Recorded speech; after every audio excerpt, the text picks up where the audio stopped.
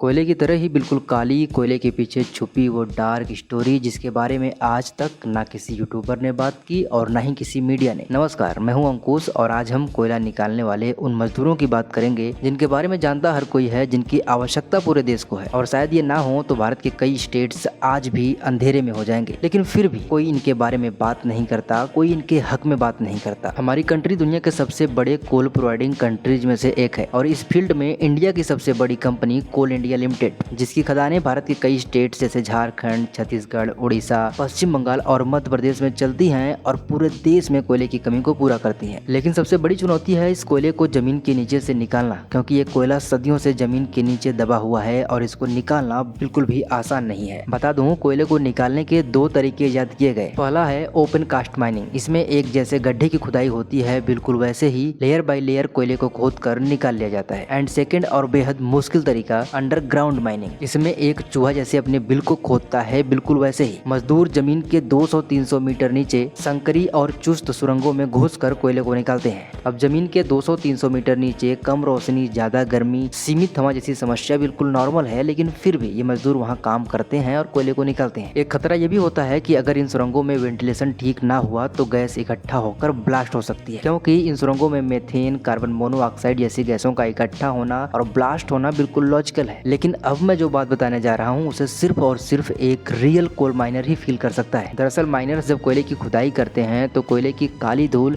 सीधे उनके फेफड़े पर अटैक करती है और लंबे समय तक इस कोयले की धूल में काम करने से मजदूरों के फेफड़े एक अजीब तरह की बीमारी से ग्रसित हो जाते हैं, जिसे कहते हैं ब्लैक लंग डिजीज, जो फेफड़े को बिल्कुल कमजोर कर देती है और अंत में मजदूर की मौत होनी पक्की है। अब इन सब खतरों के बाद माइनिंग में एक और बड़ा खतरा होता है माइन कोलैप्स का। अगर सुरंग की छत कमजोर हुई तो माइन कोलैप्स हो जाती है। ऐसी घटनाओं में मजदूर अक्सर सुरंगों में फंस जाते हैं और उनको बहुत ही मुश्किल से निकाला जाता है या फिर वहीं फंसकर उनकी जान चली जाती है। बिल्कुल ऐसा ही एक रियल इंसिडेंट 1975 में धनबाद के चासनाला में हो चुका है। सुरंग में पानी घुसा, सुरंग की छत कोलैप्स हुई और सैकड़ों मजदूर अंदर फंस गए और इस घटना में लगभग 372 लोग मारे गए थे। माइनिंग में काम करने वाले एक मजदूर को हमेशा शारीरिक मेहनत, जोखिम भरा वातावरण और स्वास्थ्य संबंधी समस्याओं का सामना करना ही पड़ता है और फिर भी इतने जटिल वातावरण में वे काम करते हैं और देश की ऊर्जा व्यवस्था को बेहतर बनाने में महत्वपूर्ण योगदान देते हैं। पर जब हम घर में बिजली का स्विच दबाते हैं तो हमें शायद याद आता है कि इस रोशनी के पीछे अभी भी कोई मजदूर चुस्त सुरंग में अंधेरे में काम कर रहा होगा। चंद पैसों और देश की रोशनी के लिए हर दिन मजदूर अंधेरे में उतरते हैं और यही एक रियल कोल माइनर्स की असली जिंदगी है। बाकी अगर थोड़ी सी भी इनकी तकलीफ समझ में आई हो तो चैनल को सब्सक्राइब करना और वीडियो को लाइक करना मत भूलना।